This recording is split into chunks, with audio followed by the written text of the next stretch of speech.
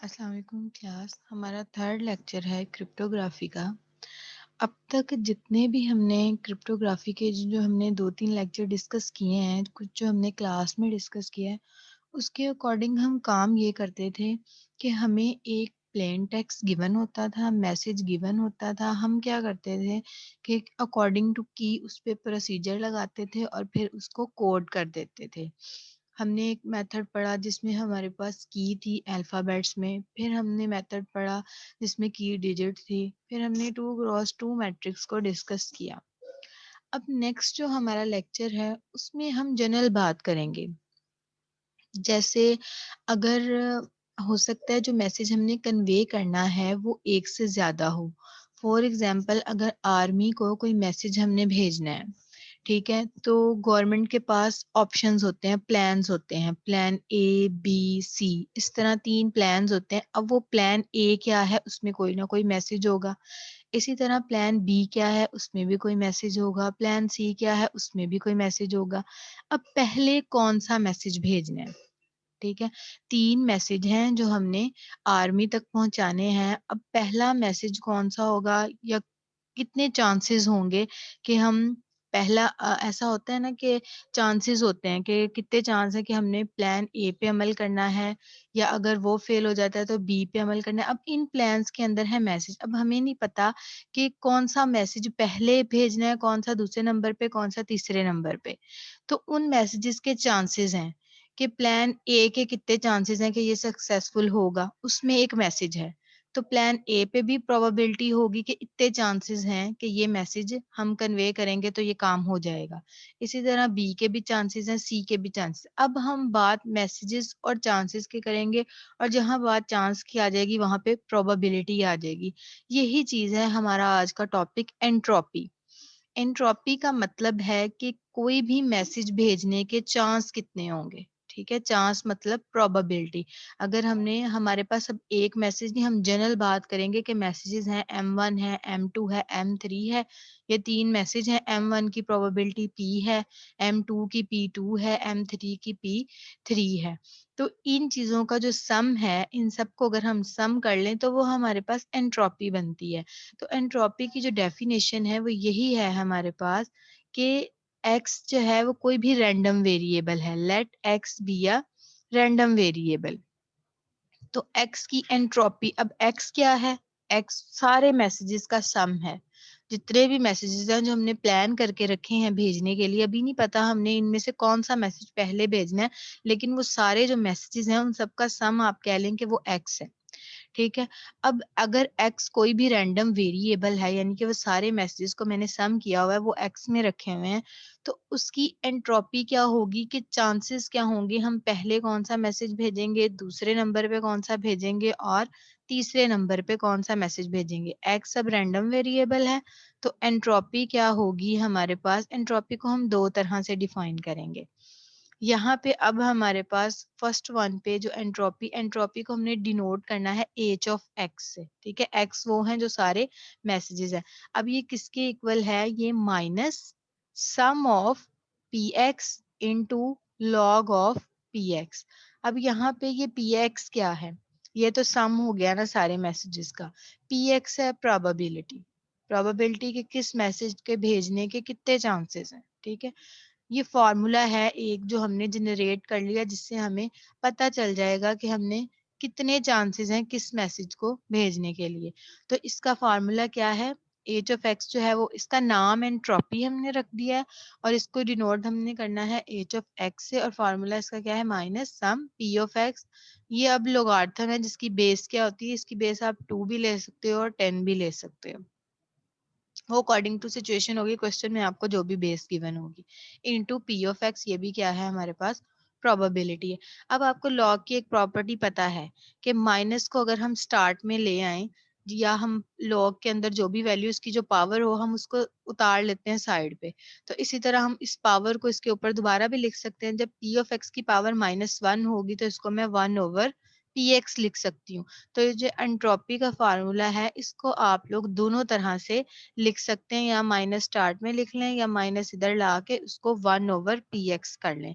H x क्या है? Denote करता है entropy of x. Entropy, I hope so आपको समझ आ गई होगी कि एंट्रोपी क्या है।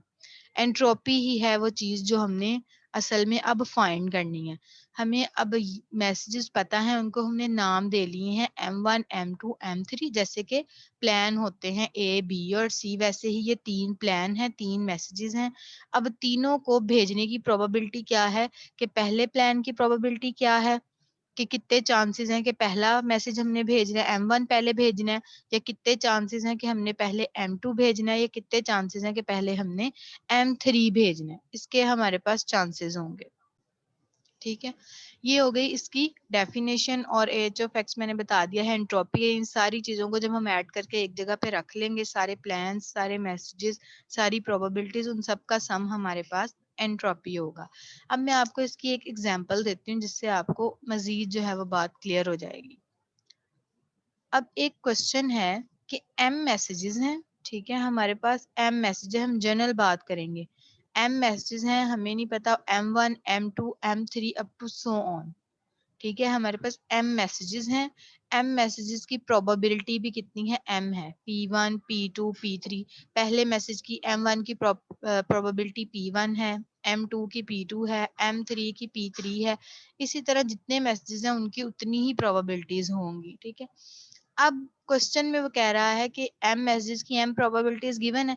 इन सारे मैसेजेस की जो प्रोबेबिलिटीज हैं वो इक्वल प्रोबेबल हैं। ठीक है, सारे मैसेज, मतलब अगर M1 के 3 चांसेस हैं तो M2 के भी 3 चांसेस हैं, M3 के भी 3 चांसेस हैं। अगर एक मैसेज को भेजने के हमारे पास 3 चांसेस हैं कि हो सकता है कि ये मैसेज हम ये वाला फॉरवर्ड करें, हो सकता है ना करें, या मे और मे नॉट भी। ठीक है, ये 3 चांसेस हैं हर मैसेज के लिए।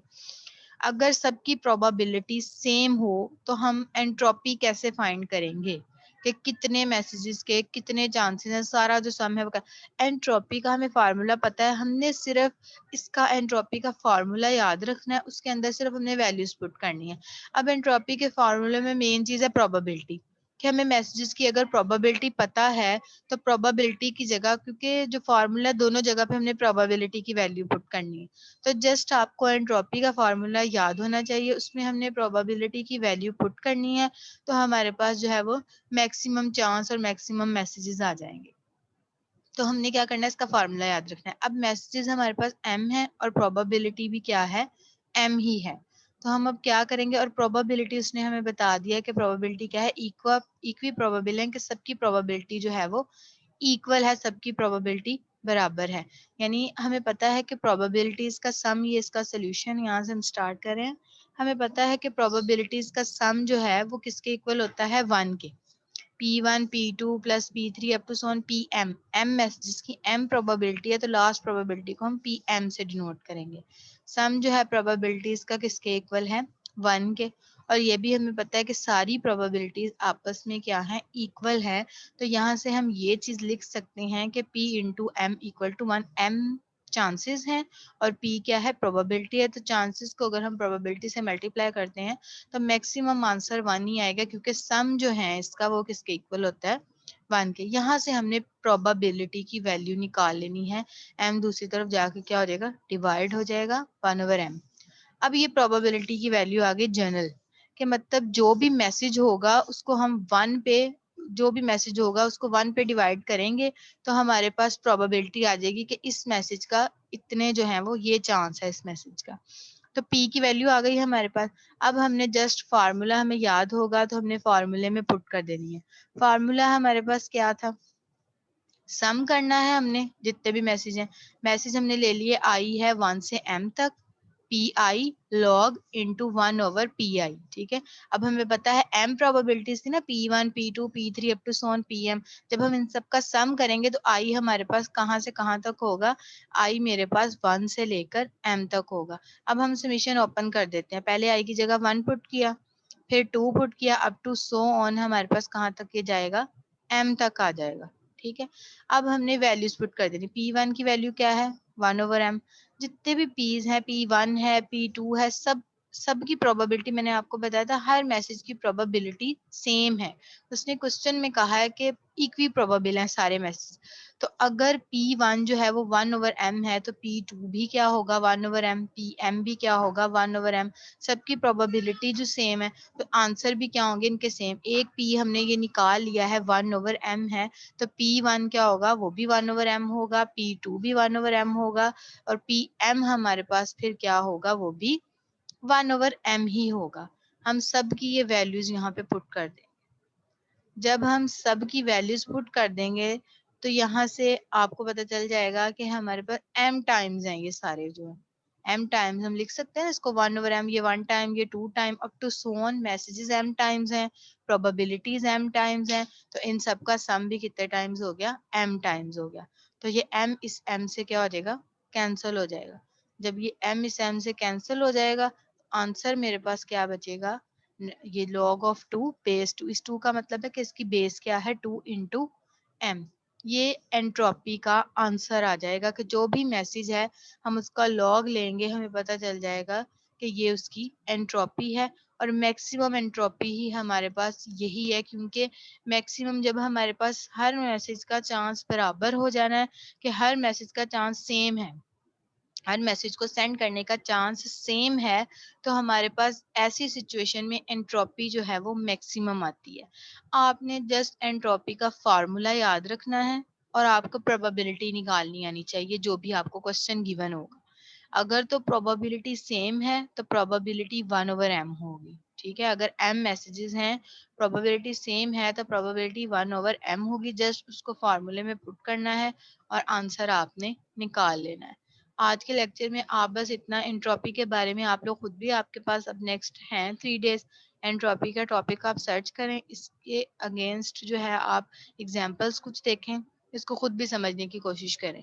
तो फिर इंशाल्लाह नेक्स्ट लेक्चर में यही टॉपिक हम कंटिन्यू करेंगे, तो इसके बारे में हम मज़ीद डिस्कशन करेंगे। That's all.